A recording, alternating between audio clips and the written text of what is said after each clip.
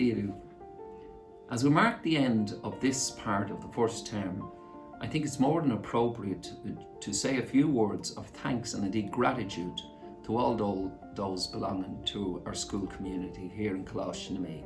That being, of course, our students, our teaching staff, our support staff, and indeed you, the parents and guardians of our students. It's been a very humbling privilege for the leadership team here in Colossinamee to witness the support and the exceptional work that's going on behind the scenes over these past many weeks since we went back to lockdown. I know that our teaching staff have really done their very best for their students, and you, their families, have witnessed this, and I thank you for the many messages of support and encouragement that we've received from you since the beginning of the new year. Everybody, I believe, as I've witnessed it, is doing their best, and your best is always good enough. At the risk of excluding anyone, I want in particular to thank the care team here in the school, who have been exceptional in terms of supporting those who are finding the COVID lockdown conditions most trying. It's a truism that no real significant progress or growth can take place when we're in our own comfort zone. And indeed, moving outside our comfort zone always involves some kind of pain. And so staying in the comfort zone means staying with the things that we're most familiar with.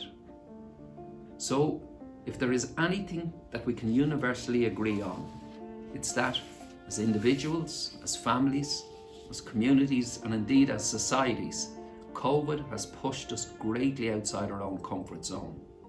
So much of what we were familiar with, so much of what we took for granted has been replaced by many uncertainties, forcing us to change many important habits. The unfamiliar is now the way in which we have to live our lives. But herein lies the opportunity to take advantage of the endless possibilities that will come to us as we move out of this trying time. And respectful of the daily tragedies of the many, many families who are left to grieve in the most unfamiliar manner because of the COVID. I look now to our young people for hope and inspiration. At my stage of life, there's very little I can remember from my primary school days. I went to an all-boys primary school where the core values of a good life were drummed into us. The Christian values of faith, hope and charity. Indeed, these ideals are at the heart of almost all the great world religions. We were reminded of these on almost a daily basis. And I could quickly understand, even as a young boy, what faith meant and what charity was all about, but I just couldn't grasp what hope was all about. Why did we need that?